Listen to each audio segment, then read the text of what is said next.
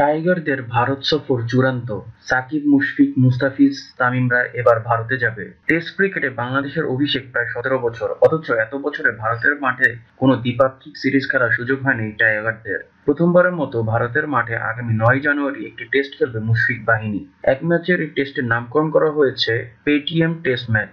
আগামী বৃহস্পতিবার ২রা ফেব্রুয়ারি ভারতের উদ্দেশ্যে রওনা হবে বাংলাদেশ। হায়দ্রাবাদে পৌঁছে প্রথম ২ দিন বিশ্রাম নেবেন টাইগাররা, যদিও এই সময় ঐচ্ছিক অনুশীলন রয়েছে মুশফিক, তামিমদের। এরপর ৫ ফেব্রুয়ারি সেঞ্চুয়াবাদের জিমখানা গ্রাউন্ডে একটি ২ দিনের প্রস্তুতি ম্যাচ খেলবে বাংলাদেশ। ভারতের এ দলের বিপক্ষে হবে ম্যাচটি।